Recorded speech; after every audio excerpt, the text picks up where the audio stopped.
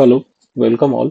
आज मैंने जियो फाइनेंस का स्टॉक शॉर्ट किया और मैं इसके पीछे अपनी रीजनिंग क्या थी और क्या इंडिकेशंस मुझे मिले थे, ये मैं आपको एक्सप्लेन करने वाला हूँ।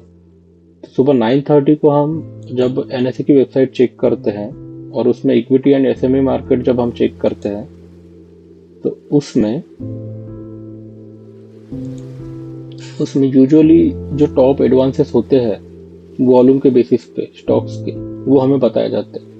तो at that time around 9:30 9:35 AM Jio finance was on top two, और Jio finance already gap up open हुआ था और एक पुलिस कैंडल बन रही थी उसमें, पर अफकोर्स गैप अप ओपन होने की वजह से उसे एडवांसेस में काउंट किया गया था। सो जियो फाइनेंस का अगर हम ये ओपन करके देखते हैं चार्ट, तो आप देख सकते हो कि प्रीवियस डे 12 तारीख को जियो फाइनेंस वाज क्लोज्ड ऑन 254.74, और उसके बाद अगले दिन जब वो ओपन हुआ था तो वो ओपन हुआ था 262 पर। सो 262 और 254 में ऑलमोस्ट 7 का फर्क है, जो कि 7 पॉइंट ऊपर ओपन हुआ था वो।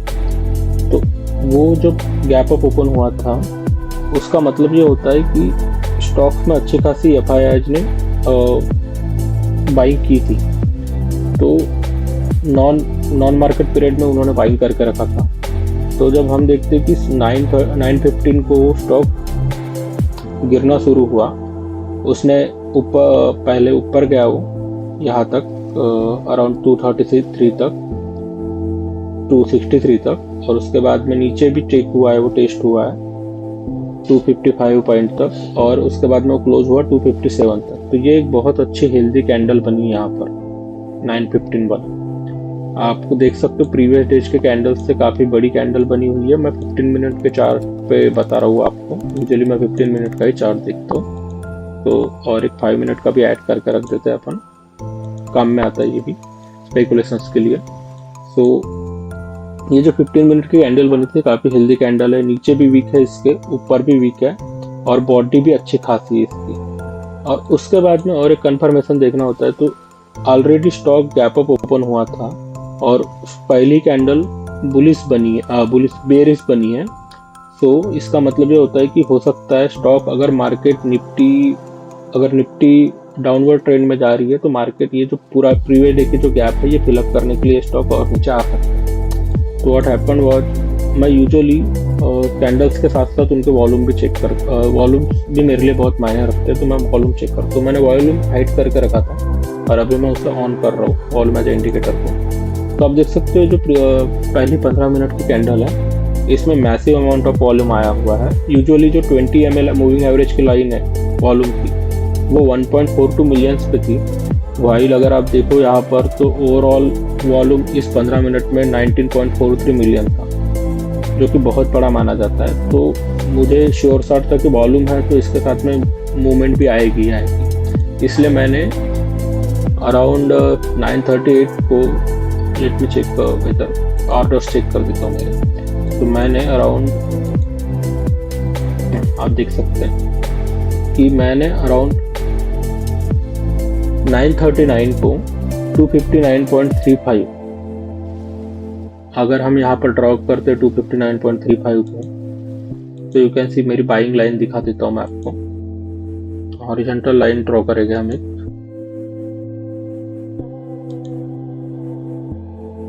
259.35।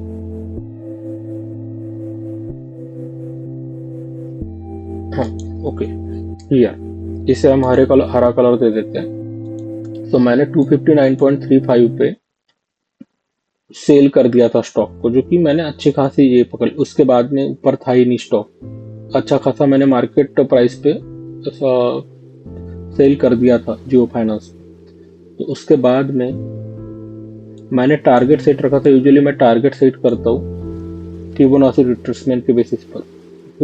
तो फिबोनाची रिट्रेसमेंट का 1.6 लेवल है, वो मैं हमेशा टारगेट रखता हूँ अधिकतर बार। अगर बीच में कोई पिवट पॉइंट्स नहीं है सपोर्ट या रेजिस्टेंस पे, तो वो होता मेरा टारगेट होता है। इवन दो मार्केट उससे भी नीचे जाने की संभावना होती है, पर मेरा ऐसा है कि सबसे पहले रिट्रेसमेंट लेवल पे ही प्रॉफिट बुक कर लो।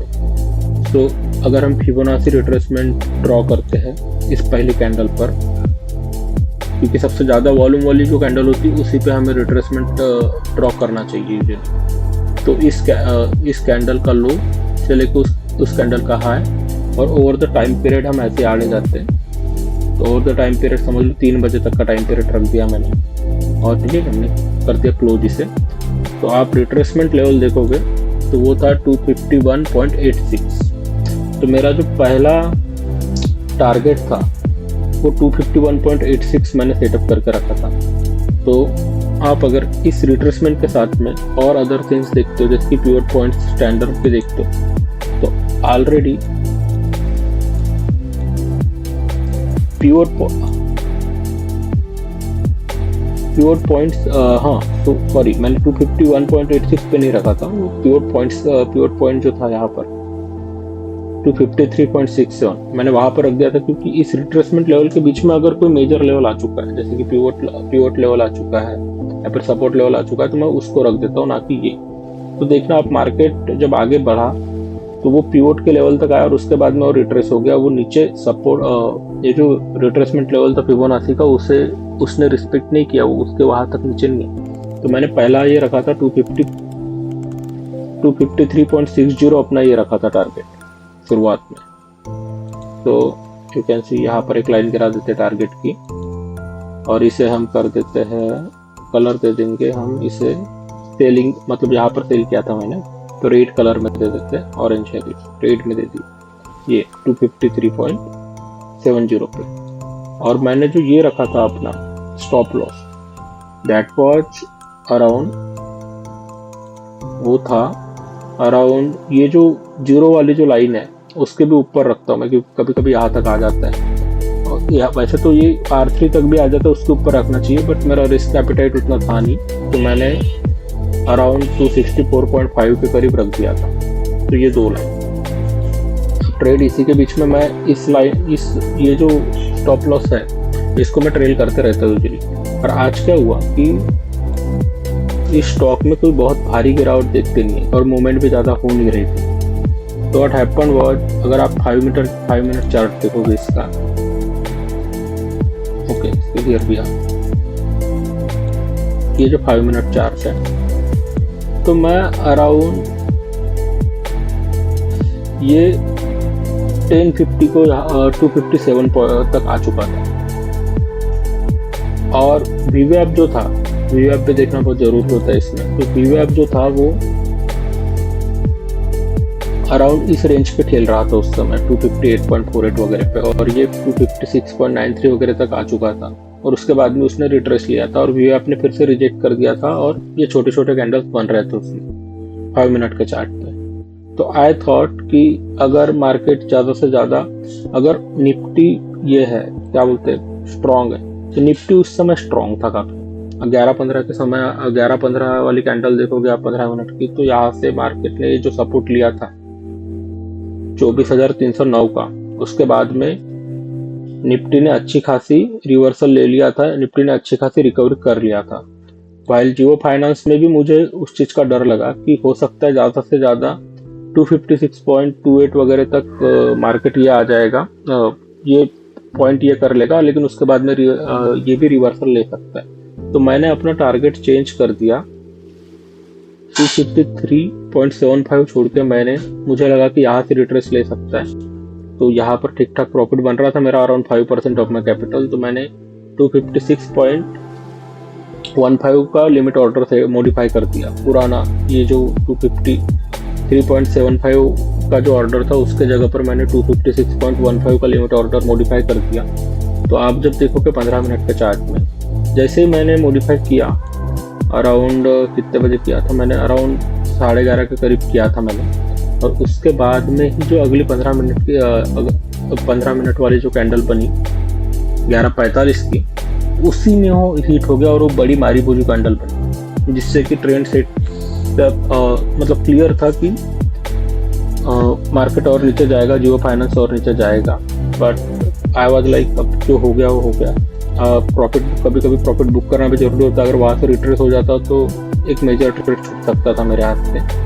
इस वजह से पेशेंस ना होने की वजह से मैंने 5% बुक कर लिया और इस तरीके से मैंने अराउंड 5% बना लिया, जो कि आप अगर कॉमनली देखोगे तो सिर्फ वॉल्यूम का खेल था। वॉल्यूम जिसे समझ गया और रिट्रेसमेंट लेवल की जिसे समझ है वो ऑलरेडी इजीली बना सकता है, क्योंकि it's not that I have मतलब मैंने कोई बहुत बड़ी स्टडी की होगी इसकी। NSE की साइट पे सब कुछ अवेलेबल था। आप टॉप गेनर्स वगैरह देखो या मत देखो, लेकिन टॉप पे ये देखो कि इसमें सबसे ज़्यादा मूवमेंट हो रही है। जियो फाइनेंस वॉज ऑन टॉप 2, तो आई थॉट, और उसके बाद में उसकी जो कैंडल दिखी और जो वॉल्यूम दिखा उससे ही उस स्टॉक का ये समझ में आ चुका था। इवन दो मार्केट आज थोड़ा बहुत साइड में चला, आप निफ्टी को देखोगे तो एक बड़ी मारीबो कैंडल थी ओपनिंग पे, उसके बाद में कोई बहुत ज़्यादा नीचे नहीं गया। यूजुअली मार्केट ऐसा होता है कि ये भी कैंडल बहुत नीचे तक आती है ये लेवल को तोड़ के, बट ये लेवल जो था 24,310 का, ये काफ़ी स्ट्रॉन्ग लेवल है। यहाँ पर मार्केट बहुत देर तक खेला, उसके बाद रिकवरी किया, फिर हाई पर भी गया 24,417 तक, उसके बाद और तो कंटिन्यू साइडवेज चला मार्केट। उसमें भी हम प्रेडिक्ट कर पाए कि ये पर्टिकुलर स्टॉक क्योंकि गैप अप फिल करने आ सकता है, साइडवेज था, कोई प्रॉपर बहुत बड़ी बाइंग मूवमेंट नहीं थी, तो उसने अपना वर्क किया और अराउंड पिवोट के करीब आ चुका था। क्योंकि वीवैप ऊपर था स्टॉक के ऑलरेडी और पिवोट पॉइंट नीचे था, तो पिवोट के लिए आया। अगर वही वीवैप नीचे रहता तो रेजिस्टेंस के लिए जाता। So that's all for today. I will explain my trade next time.